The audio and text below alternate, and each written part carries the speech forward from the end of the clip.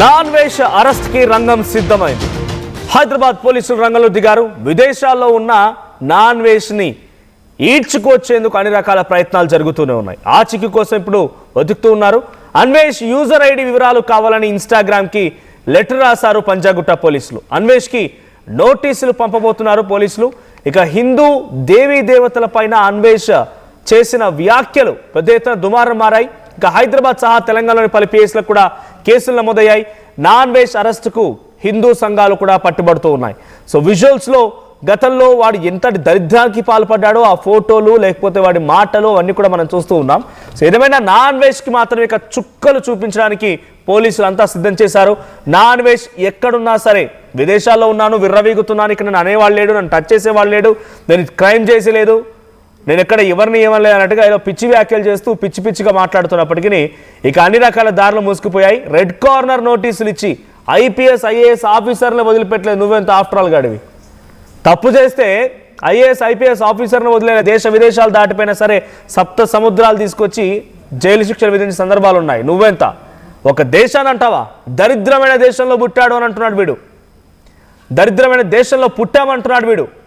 So ప్రస్తుతానికి పంజాగుట్ట పోలీసులు నోటీసులు పంపించడం సిద్ధమైపోయారు. మరోవైపుగా ఇన్స్టాగ్రామ్ యూజర్ ఐడిని కూడా పంపించాలి అని చెప్పి వారి డీటెయిల్స్ కావాలని ఇన్స్టాగ్రామ్కి లేఖ రాశారట.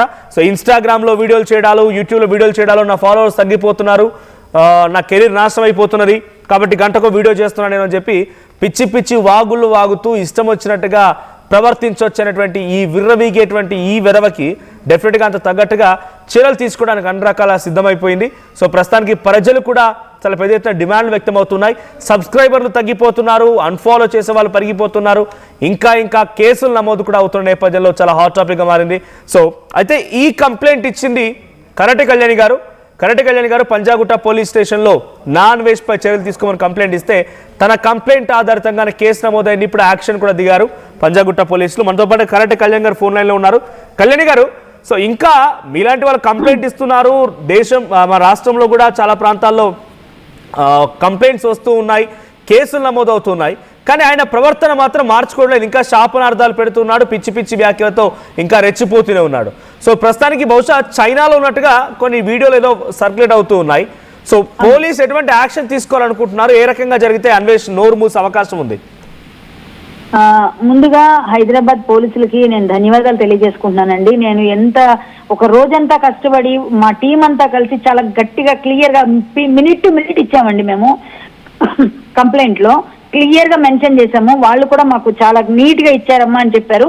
చాలా కష్టపడ్డాం టీం అంతా. ఎందుకంటే వీడు వెధవ, దేశాన్ని దేశద్రోహులాగా చాలా నీచంగా మాట్లాడాడు. అలాగే దేవతల్ని, మన ఆరాధ్య దైవమైన సీతమాతని అన్నాడు. మళ్ళీ తిరిగి ప్లేట్ ఫిరాయిస్తూ చాలా పిచ్చి పిచ్చి వీడియోలు పెడుతున్నాడు. ఇప్పటికి కూడా మళ్ళీ అదే పని చెప్తున్నాడు. జ్యూస్ పిండుతాను, ఆరెంజ్ జ్యూస్, బత్తాయిల్ని అని ఏవో పోస్టులు పెడుతున్నాడు. సో ఇవన్నీ కూడా పోలీసులు గమనిస్తున్నారండి. కాబట్టి వారు వెంటనే రంగంలోకి దిగుతామని ఆ రోజు ఇచ్చిన మాట ప్రకారంగా వారు సిద్ధం చేశారు రంగం అంతా. సో అతను ఎంత తొందరగా తీసుకొస్తే అంత మంచి జరుగుతుందని నేను అనుకుంటూ, చాలా వరకు పిల్లలు బాగుపడతారు. ఇలాంటి వెధవల్ని మాత్రం వదిలేయకూడదు. సో నేనేమంటానంటే, ఇప్పుడు ఇక్కడ ఉండి వేరే దగ్గర చూపిస్తున్నాడు ఐడెంటిటీ అతను, అంటే తన లొకేషన్ ఎక్కడ ఉన్నాను అని. తను హైదరాబాద్ లో ఉండి లేకపోతే నేను విజయనగర్ లో ఉన్నాను అన్నట్టుగా, ఇప్పుడు తను థాయిలాండ్ లో ఉన్నానని చెప్పి, అలాగే ఇంకేదో చెప్పి ఇప్పుడు ఎక్కడి నుంచి ఎక్కడికో చూపిస్తున్నాడు. చైనాలో చూపిస్తున్నాడు. చైనాలో అతను చూపించడం అనేది కనీసం అంటే అతను నాకు తెలిసి ట్రేస్ చేస్తారండి. ట్రేస్ చేస్తారు, ఖచ్చితంగా ట్రేస్ చేయడానికి రంగం సిద్ధమైంది. పక్కగా ట్రేస్ చేసి ఆయన్ని పట్టుకుంటారు తొందరలోనే అనుకుంటున్నాను. రెడ్ కార్నర్ నోటీసులు ఎప్పుడైతే జారీ అయ్యాయో ఎక్కడున్నా సరే రావాలి, వచ్చి చూడాలి. సజ్జనార్ గారికి నిజంగా కృతజ్ఞతలు తెలియజేస్తున్నాను. అలాగే పోలీస్ అధికారులందరికీ తెలియజేస్తున్నాను కృతజ్ఞతలు. తొందరగా ఈ వెధవని తీసుకొని రావాలి.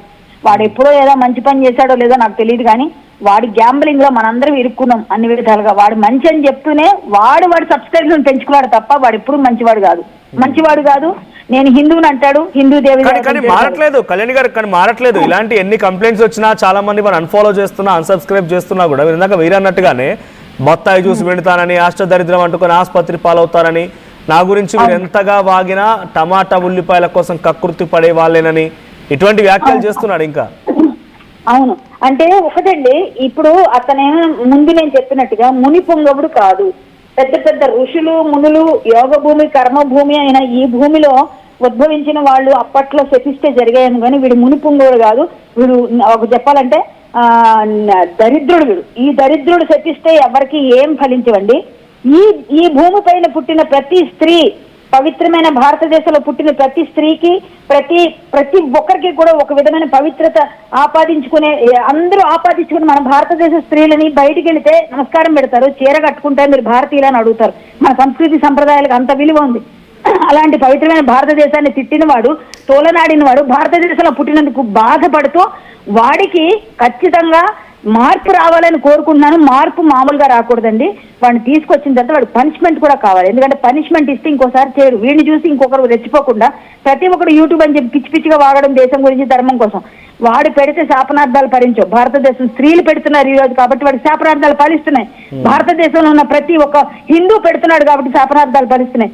భారతదేశం పౌరులు బాధపడుతున్నాడు కాబట్టి వాడికి ఖచ్చితంగా ఇక్కడికి నోటీసులు ఇచ్చి తెప్పిస్తారు. ఎవరు చట్టం తన పని తాను చేసుకుపోద్దండి. ఇలాంటి వెధవని దరిద్రుణ్ణి మనం ఉపేక్షించకూడదు. వీడికి బుద్ధి వస్తే ఇంకో కొంతమంది మాట్లాడే వాళ్ళు అడ్డుకట్ట పడుతుంది. ఒక్కడికి వీడు పెద్దగా రెచ్చిపోతూ నాకు 6 కోట్లు ఉన్నాయి, వెనకాల 10 కోట్లు ఉన్నాయంటే ఆ 10 కోట్లు కూడా ఎక్కడి నుంచి సంపాదించావరా వెధవ? నువ్వు భారతీయులేసిన ముష్టితో తింటూ మళ్ళీ భారతదేశాన్ని తిడుతున్నావా? నీకు దేశభక్తి ఏమన్నా ఉందా? కనీసం వీడి దేశ ద్రోహి అండి, దేశద్రోహిగా ప్రకటించాలి. ఖచ్చితంగా వీడికి మాత్రం తీసుకురావాలి భారతదేశానికి. తీసుకొచ్చి వాడిని మాత్రం పడితే మళ్ళీ మామూలుగా అసలు యూట్యూబ్ అనేది మళ్ళీ వాడు ఓపెన్ చేయకూడదు ఇంకెప్పుడు. అలా బ్లాక్ చేయరు యూట్యూబ్. అసలు మళ్ళీ ఇంకో పేరుతో కానీ వాడి ఫేస్ కనబడితే యూట్యూబ్ లో బ్లాక్ అవుద్ది. కొంతమందికి అలానే అయింది. వీడికి కూడా అలాగే అవ్వాలని కోరుకుంటున్నాను. వీడిని మాత్రం వదలకూడదండి, యూట్యూబ్ బ్లాక్ చేయాలి. నేను అలాగే ఆల్రెడీ మేము ఇచ్చిన పిలుపు అందరికి వెళ్ళింది. అన్సబ్స్క్రైబ్ చేసుకోండి, మళ్ళీ ఒకసారి చెప్తున్నా, చెయ్యాలి కూడా. వీడిని బ్లాక్ చేయండి, వీడి మీద రిపోర్ట్ చేయండి. థ్యాంక్ యూ కళ్యాణ్ గారు. సో అన్సబ్స్క్రైబర్ కౌంట్ కూడా చూపిస్తాను మీకు. మళ్ళీ నేను అన్సబ్స్క్రైబర్ చేసే వాళ్ళ కౌంట్ పెరుగుతోంది. మీకు లైవ్ లో ఇప్పుడు అన్సబ్స్క్రైబర్స్ కౌంట్ కూడా నేను చూపించే ప్రయత్నం చేస్తాను. సో ఒక్కసారి వాడిపై నమోదైనటువంటి సెక్షన్లకు సంబంధించి బిఎన్ఎస్ సెక్షన్ 79, ఇది insult the modesty of A women. So ఒక మహిళల యొక్క మనోభావాలు, మహిళలకు సంబంధించి ఉద్దేశించి కావాలనే వారిని తిట్టడాలకు సంబంధించినటువంటి అంశం ఇది. సో సెక్షన్ 79 ప్రకారంగా 3 ఏళ్ల జైలు శిక్ష పడుతుంది. అది కనుక పోలీసులు చాలా స్ట్రిక్ట్ గా దీన్ని అమలు చేసే సిద్ధంగా ఉన్నారు. వాడిని పట్టుకొచ్చిన తర్వాత 3 ఏళ్ల శిక్ష పడబోతోంది. ఇక బిఎన్ఎస్ సెక్షన్ 299 కూడా నమోదు చేశారు. అవుట్రేజ్ రిలీజియస్ ఫీలింగ్స్, మత విద్వేషాలు రెచ్చగొట్టే విధంగా మతానికి సంబంధించిన దాన్ని ఫాలో అయ్యేటువంటి అభిమానులు లేకపోతే దేవీ దేవతల గురించి మాట్లాడాడు కాబట్టి వాళ్ళ మనోభావాలు దెబ్బతీసే విధంగా ఉన్నాయనే నేపథ్యంలో outrage religious feelings BNS section 299, 3 ఏళ్ల జైలు శిక్ష. Non bailable offence, this is non bailable offence. 299 అనేది నాన్ బెయిలబుల్ అఫెన్స్ అది. తర్వాత 352 సెక్షన్ 352, ఇది మతాల మధ్య విద్వేషాలు రెచ్చగొట్టి ఒక